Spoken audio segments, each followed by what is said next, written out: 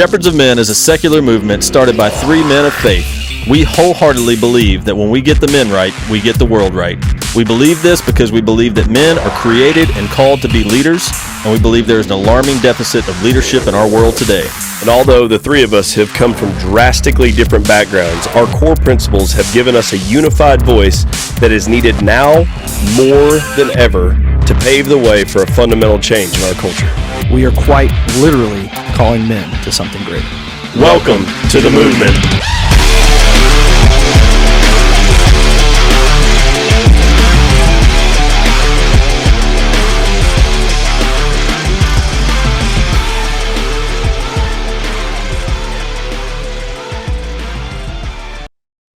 What's up, world? This is Cam coming at you with the Movement Podcast of Shepherds of Men. Myself and my brother JP. Yo. And we are super privileged. We got a new friend on here today. This is literally probably one of the more raw conversations we've had. We've been doing this a little more often lately, where there's zero prep and zero really digging into these new relationships, but it has turned out to create some amazing conversations. And just from what you guys have been telling us, the feedback we've gotten, it's really been blessing you guys too. So we've got a new friend, Mr. Eric Sardina, on the podcast with us today. Eric, appreciate you being with us, man. How you doing today? Fantastic, Cam. Appreciate y'all having me, JP. Absolutely. Absolutely. So we got connected through social media, which is kind of the norm these days, right? And I guess we run in some of the same circles. We noticed that you have had a lot of our friends, some mutual friends and acquaintances on your podcast as well. So for those that don't know, and you can correct whatever I screw up here, but you're an executive coach as well as a podcast host of Return to Authenticity. Is that correct? Got it, man. That's exactly right. Excellent. Excellent. So, through just some instant message conversations, we decided it'd be cool to have you on the show and maybe even in the future have a chance to be on your podcast, see if we can pour into your audience as well. But just privileged to have you here. And, to get things kicked off, since we are on just a tight window today, why don't you tell us and tell our listeners a little bit about your background. And I know JP was curious about where the name for the podcast came from, where that stemmed from, and kind of your, principles and values and framework for your program. Right on. I appreciate you asking. And yeah, it's funny because I was doing some research after we connected, after you reached out to who you guys were. And there's so many common people in our circles, right? So I was noticing Dennis Meralda and David Waldy and Mark England. So I'm an enlifted coach. I don't know if you knew that, but I'm an enlifted coach. So I love everything that Mark's doing and gone through a couple levels of certification there and just a whole host of people. I'm guessing you probably know some other names that come to mind, like Aaron Guyette. You might know Aaron. I don't know if you know Aaron, but I don't know Aaron, but we did see Nick Alfano was on your podcast, and we're real close to Nick. He's been a big piece of helping us develop our coaching program in the last year and a half or so. He's the best, man. Yeah, love Nick. Mark and all those guys. Waldy actually has come in and spoke at one of our events before. So okay, maybe Rob Wolf. I don't know if Rob's a familiar name, but another guy that Shepherds of Men. I just, that name just keeps coming up, and so yeah, we like to hear. Super excited. Yeah, super excited to be part of the program. So my background, so I did 30 years of corporate America, moved up the corporate ladder, worked for some really, really large organizations, some of the biggest consulting companies in the world, and then worked for some startups and was chasing, things like just success, financial success, and, corporate success at the same time, raising a family. My wife and I have been married. This May will be 30 years married. And so, blessed in my family life and but professionally, or I should say, and professionally, was always seemed to be chasing things and not feeling super fulfilled. I really took it upon, I really own the idea of being a provider for my family and a leader in my home and those things. And that all clicked. I mean, certainly being able to provide for my family was something I've always kept very dear to my heart. And I've been able to do that. We've been able to do that. At the same time, there was not a whole lot more, that I was feeling like this is really it. And when my youngest moved out, My two kids are both grown. Our two kids are both grown. Our youngest moved out. I was kind of looking around going, man, am I just supposed to keep doing this? Is this just it? I just keep stacking up, financial success and keep moving on to different things, or is there more to it? And so for the first time in my professional life, I hired a coach to, that wasn't provided for me by my employer or wasn't focused on business success, was focused on me. And so, I hired a gentleman named Rick Alexander, fantastic guy. And he really took me through some of his programs and helped me to really look within to understand myself for the first time, really, that I took that time to do that. And what I came to was my best days are when I'm investing in others, pouring into others, the human element, right? The relationship element. And that connection was far more important to me than anything else.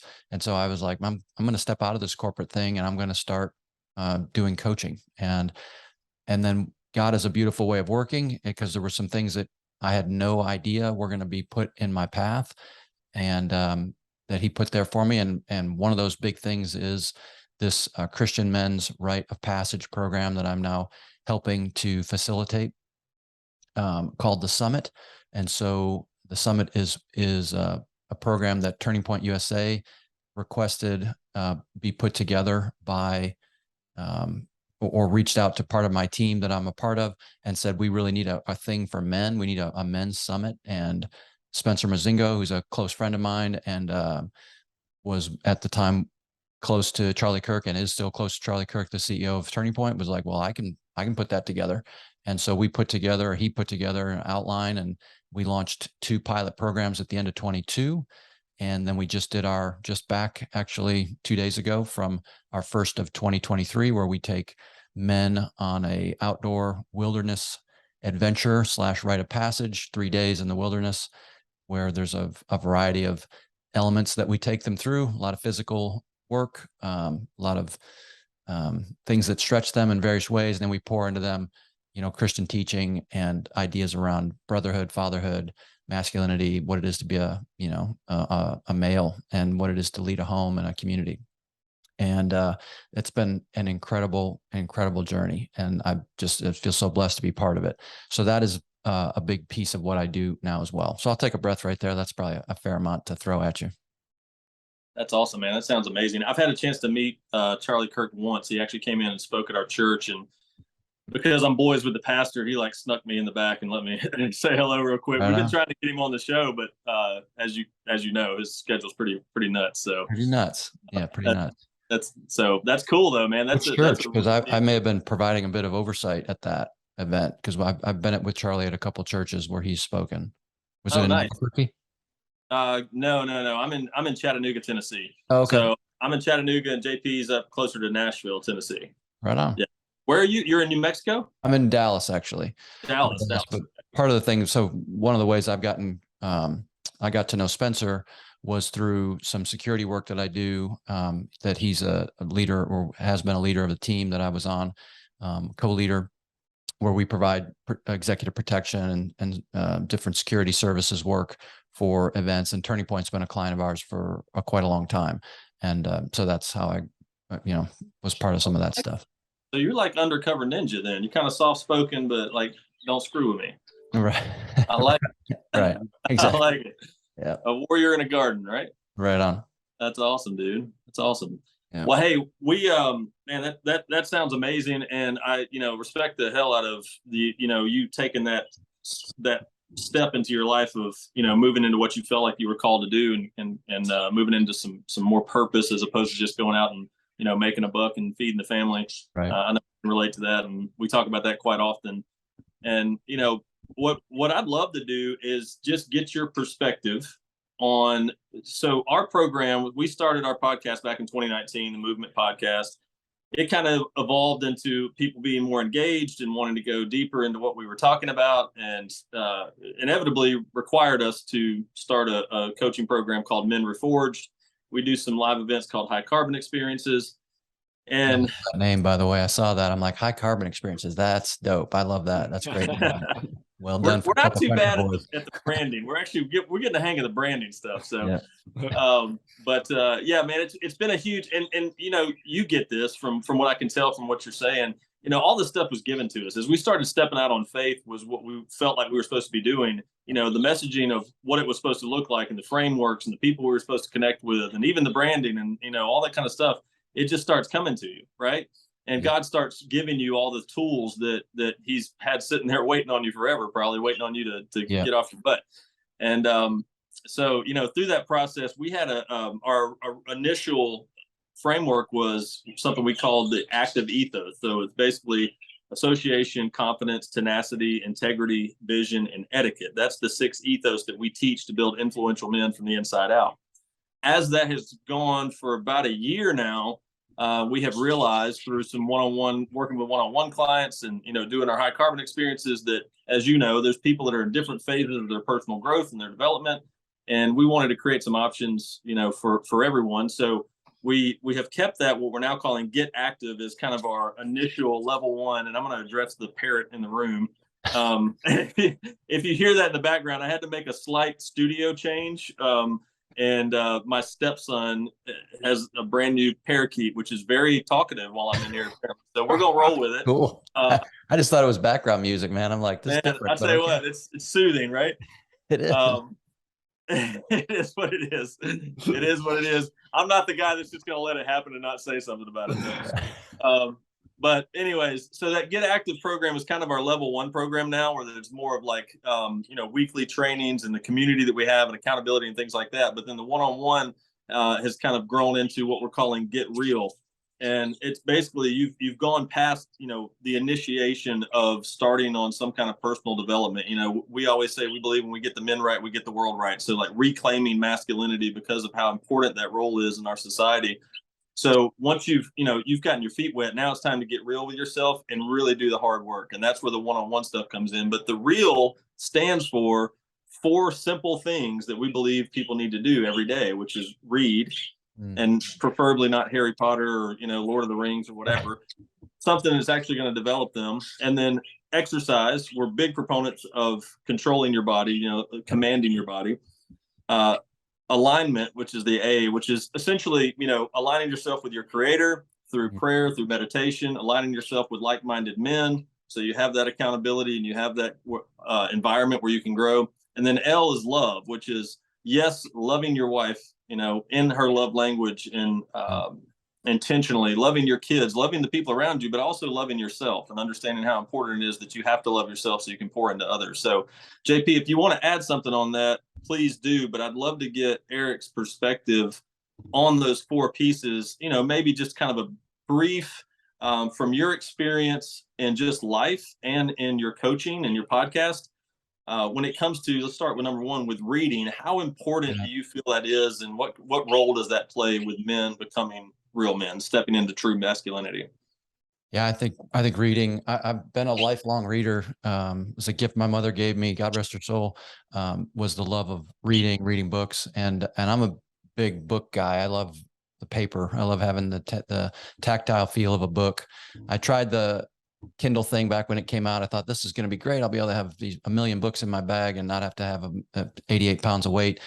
It just didn't work for me. So now I have, if I could turn this camera, you'd see there's like stacks of books all around me. So I love to read. I read. I love reading about a variety of things. People's stories, people's real stories. I love reading that.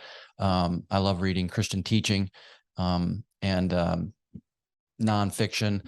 And I got to say, I also believe in a little bit of fiction mixed in is a little bit of the cherry on top. Yeah, I think fiction's great to read for to kind of stretch your mind and engage some creativity and some of those creative juices. So I think there's value in all of it, and we learn by reading. At least I believe that it's a critical component, right, of really anybody, but certainly masculinity, right? Certainly a masculine male, because I don't think men do as a natural thing. And again, I'll broad brush here, but sitting still and reading a book is probably not the first thing that comes to mind when you think of a young man. Even a preteen or anything, is like to get somebody to sit down and be still and read. is challenging, especially in the world that we're in now, where there are 1,000,001 distractions. I mean, when I grew up, there were 3 TV channels, and half of the day they didn't even work. And so, you could play so long outside, and then having a minute to sit down and read was a great way to escape and put your mind in a different place. Now we've got, supercomputers we carry around with us that can take our mind in any number of places, many of which are not the place they need to be. And so we've got to fight that. And I think reading is a key way to do it. And, so tapping into it and getting comfortable reading, I think it's a superpower. It can become a superpower. Yeah, there's no doubt. I like what you said about some of the fiction stuff as well, because we talk about this often. Whenever you require your brain to use your imagination, there's some developmental things that go on in there that you can't get from watching TV or being stuck on a tablet, which is what we're oftentimes robbing our kids of, is their imagination. I remember growing up, the boredom, or quote unquote boredom, is what really developed me into the creative mind that helped me to ascend in certain aspects of life. And I believe that's something that we rob kids of. Another thing that I think that we've somewhat robbed kids of is stress in life and seeing adversity, and part of that is the body, right? So the exercise side of this was very much so about intentionally exposing yourself to stressful situations. Now, whether that is in the gym with resistance training or running, as I was stalking you through social media, I noticed that you were a runner, if I've got that right. So can you talk a little bit about why you think that exercise and a strong body is really needed in fulfilling your role as a male? And I'm not saying that females don't need it, because they obviously do. But as our focus is around men, and you are in fact a man, how has that been an area of your life that you've wanted to develop, and what's the benefits of it? Yeah, exercise is. I totally agree. I love that you all have that right at the front of your 4 things. It's just for me, it's always been a part of my life. I had the blessing of I have the blessing of a great father who has always been physically fit and active, and family members that have been fit and active, my brother and aunts, uncles, so exercise and being physical has always been a part of my life. I know that's, some people don't have that blessing of that great example. I did. And I recognize how much is gained when we put our body in struggle. It's a great cleanser of the mind. When your body is in some amount of difficulty, it can purge away those some of those cobwebs and things that can clutter up our mind. And so and just from experience, if I'm having any sort of a difficult day mentally, if I go out and blow it out and get into some heavy physical exertion, it's amazing how those things shrink in size, if not completely disappear, and I get better perspective on them. I don't know if it's the, pushing of O2 and pushing out of CO2 and moving that gas around, or what it is, the endorphins that flow, but it certainly is a big deal in helping me to, maintain good, solid, mental health. And I think from the masculine perspective, a role that we have is protector of our family. I think every human has a role to be able to, there's that notion of no one is coming to save us, right? It's up to us. And everyone, I think, should embrace that. At the same time, as a man, my belief is that should be the protector of our home. We should be the protector of our family. And so being physical is a first requirement of that. I do a bit of firearms training and treat that as a martial art. At the same time, if I can't get out of my own chair because I'm not fit enough to, I don't know how great I can be with a firearm and have that be effective if I can't move. If I can't be able to deal with a high heart rate and still be able to think and function and use fine motor skills with a high heart rate, I'm probably not going to be that effective, because anytime I'm going to need to defend myself or others, I can guarantee I'm going to have a high heart rate. So I think you have to be able to tap into that physicality component to be effective as your role as a protector. That's so good. And I'm glad you talked about and you and JP both hit on it, the mental side of it. So often we talk about when you're really exerting yourself past what your perceived capacity is, it's amazing what it does for your mental strength.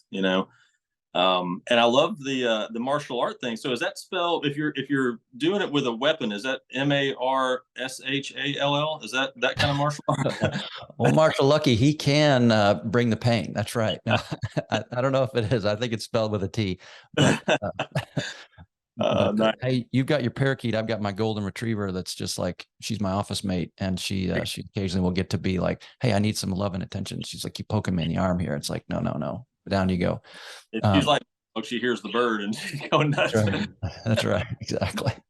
Yeah, I got one too. I got a golden retriever that's 10 years old, so I can totally relate. Yes, indeed. Mine's 5, and she's she likes a little bit of attention every now and again.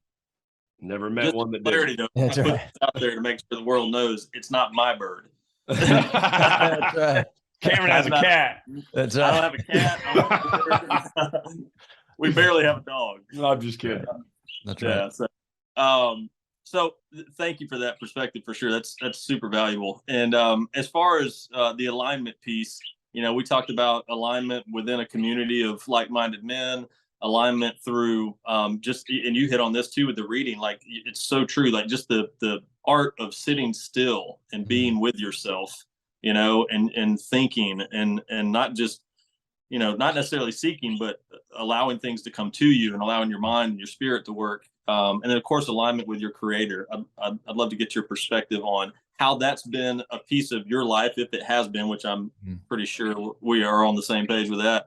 And then also how valuable you would say that would be for someone to make sure they're prioritizing on a daily basis, even if it's for a short period of time. Yeah, it's so I was raised born Catholic, and I am Catholic, and I love my Catholic faith. And there's so much misunderstanding. In fact, on the way to our summit event this past weekend, I had a chance to spend a few hours in the car with some of my brothers on the leadership team, and there's just so much misunderstanding, I think, of the Catholic faith.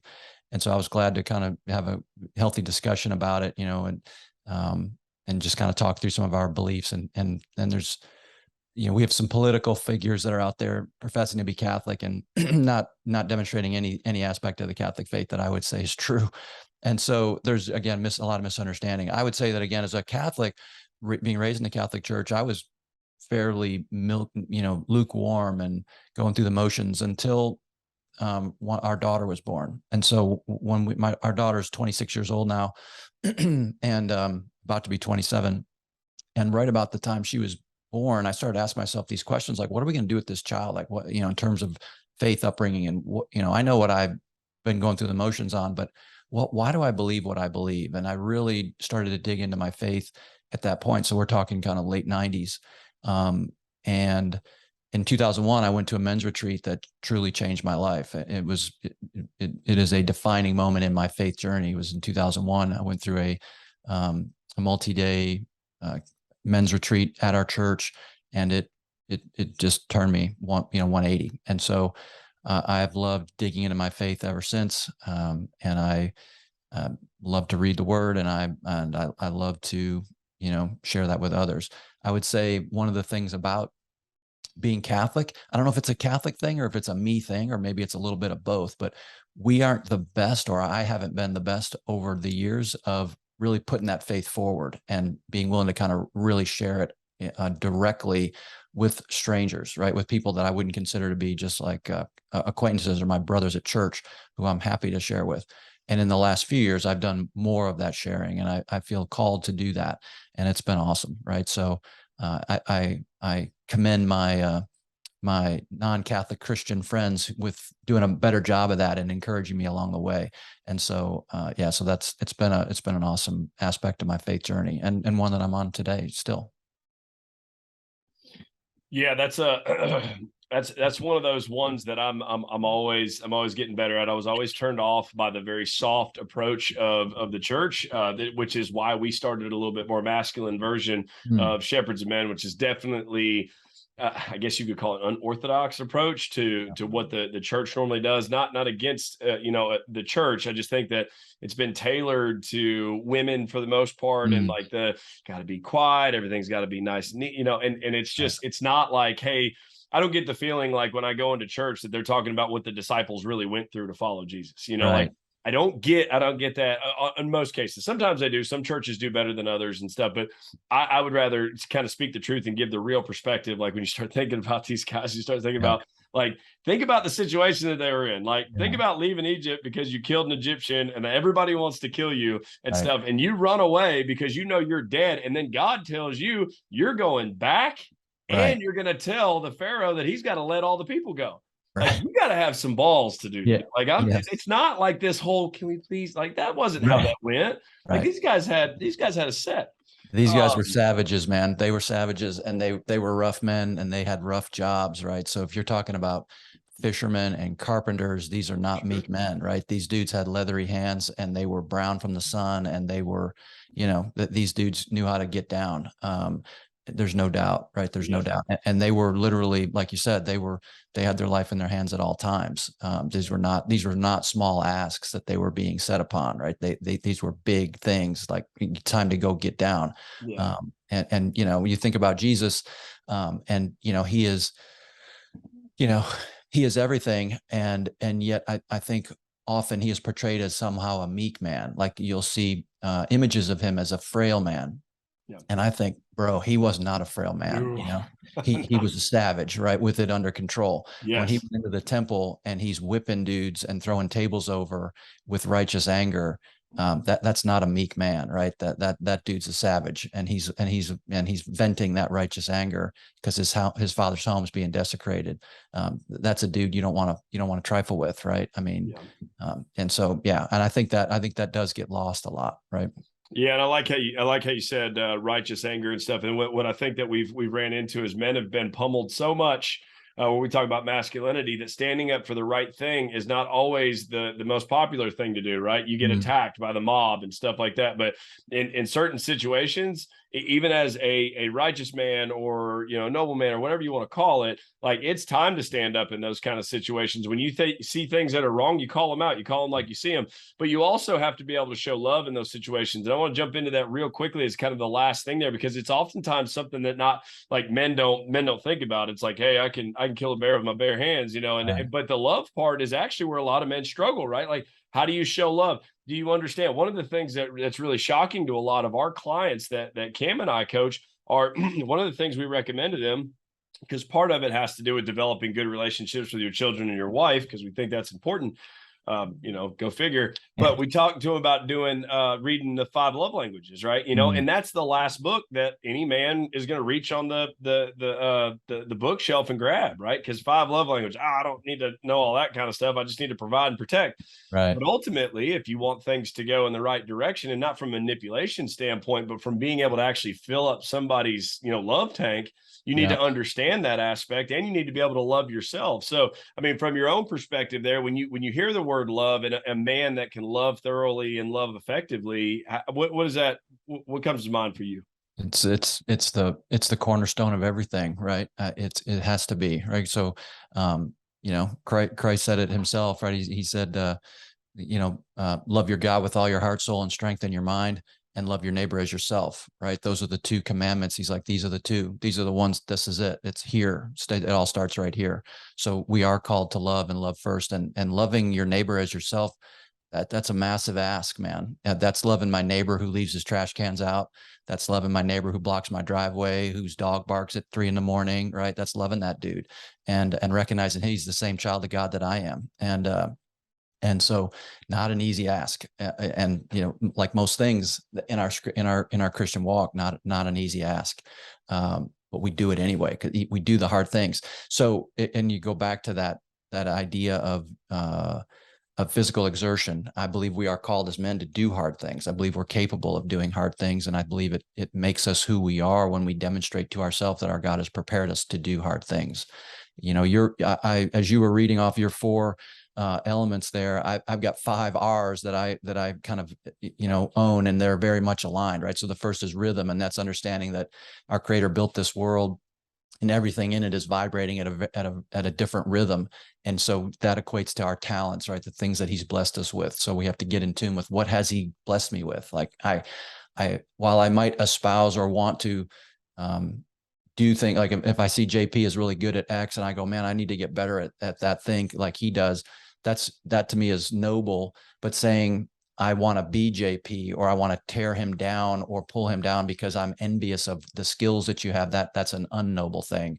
So it's understanding where I fit, what my skills, gifts, talents are as blessed by God to me. That's kind of thing one. So thing two is rigor. So I've got to do hard things. I'm called to do hard things because it demonstrates to me, it builds my skill set, and it demonstrates to me that I'm capable and that I can do things that are challenging, and I'm able to stand strong in the face of challenge.